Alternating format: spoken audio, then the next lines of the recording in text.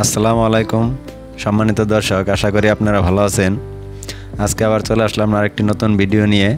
আজকের বিষয় ড্রাগন গাছের পরিচর্যা। ড্রাগন সাধারণত এপ্রিলের শেষ দিকে এবং মে মাসের শুরুর থেকে ড্রাগন গাছে ফুল ফল চলে আসে। প্রচণ্ড খরতাপের কারণে এখন আমার গাছে ফুল ফল আসেনি। দু একটা যদিও ফুল এসেছিল, সেই ফুলগুলো তাপপ্রবাহের কারণে ঝরে গেছে। আমার গাছের গোড়ায় পানি সেচ পর্যাপ্ত পরিমাণ না হওয়ার কারণে আমার গাছগুলো অনেক দুর্বল হয়েছে এবং গাছে প্রচুর পরিমাণে শাখা প্রশাখা আছে। এ সময় ড্রাগন গাছে ফুল ফল পেতে হলে কী পরিচর্যা করতে হবে, যেমন শাখা প্রুনিং করা এবং সার প্রয়োগ করা, পানি সেচ দেওয়া ইত্যাদি বিষয়গুলো এই ভিডিওর মাধ্যমে আপনাদের দেখাতে চেষ্টা করব। ইনশাল্লাহ ভিডিওটি শেষ পর্যন্ত দেখলে আপনারা কিছুটা উপকৃত হতে পারবেন। চলুন ভিডিওটি শুরু করি।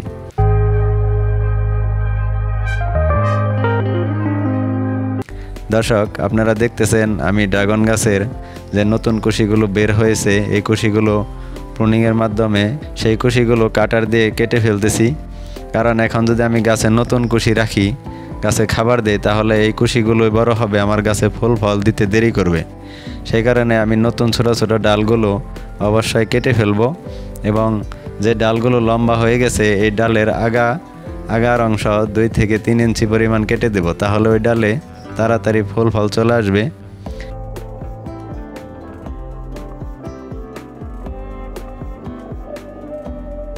আপনারা দেখতেছেন আমার পুরো বাগানে পানি সেচের ড্রেনের কার্যক্রম শেষ হয়েছে। আগে সমান্তরাল ছিল বিধায় পানি সেচ দিলে পর্যাপ্ত পরিমাণ পানি গাছের গোড়ায় না থেকে চারদিকে ছড়িয়ে যেত। সেই কারণে আমি গাছ থেকে কিছুটা দূরত্বে ড্রেনিং পদ্ধতিতে আমি গাছের গোড়া বেঁধে দিয়েছি, যাতে পানিগুলো দিলে গাছের গোড়ায় থাকে। এবং সামনে বর্ষাকাল, এই বর্ষাকালে গাছের গোড়াতে যাতে পানি জমে না থাকে, ড্রেনের মাধ্যমে যাতে পানি নিষ্কাশন ব্যবস্থা ভালো হয়, সেজন্য আমি ড্রেনের ব্যবস্থা করেছি। দর্শক দেখতেছেন পরবর্তীতে আমি এখানে জৈব সার প্রয়োগ করিতেছি। এখানে বাড়িতে পচা গোবর সার ছিল, সেইগুলো আমি গাছের গোড়ায় দিয়ে ভালো করে গাছের শিকড়গুলো ঢেকে দিতেছি। ড্রাগন গাছের শিকড়গুলো উপরে থাকে বিদায় এগুলো সরাসরি রোদ পড়িলে গাছের গ্রোথ কমে যায় এবং খাবার ভালো মতো গ্রহণ করতে পারে না। আমার এখন জৈব সার দেওয়ার প্রক্রিয়া শেষ হয়েছে। এখন আমি রাসায়নিক সারের প্রক্রিয়া দেখাবো। আমি রাসায়নিক সার এখানে ডিএপি, ইউরিয়া এবং পটাশ সাথে বোরন সার প্রয়োগ করব। দর্শক, আপনারা গাছে পর্যাপ্ত পরিমাণ খাবার দিলে এবং সঠিক সময় সঠিক পরিচর্যা করলে বেশি পরিমাণে ফলন পেয়ে থাকবেন। ইনশাল্লাহ পরবর্তীতে অবশ্যই এই গাছের ভিডিও আপনাদের দেখাতে চেষ্টা করব। এখানে দেখতেছেন আমি ডিএপি সার নিয়েছি। এখানে আমি গাছ প্রতি 400 গ্রাম সার প্রয়োগ করব সব মিলিয়ে, যাতে আমি ডিএপি সার সাথে ইউরিয়া সার নিয়ে নেব। যে পরিমাণ ডিএপি সার ব্যবহার করব এর অর্ধেক পরিমাণ আমি ইউরিয়া সার ব্যবহার করিব এবং ডিএপি সারের 4 ভাগের 1 ভাগ পটাশ সার ব্যবহার করব। আপনারা আমার সার প্রস্তুত প্রণালী দেখতেছেন।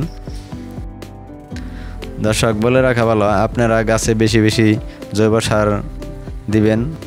আপনার গাছের ফল ধারণ ক্ষমতা এবং গাছের দীর্ঘ আয়ু হয়, গাছ অনেক দিন বাঁচে।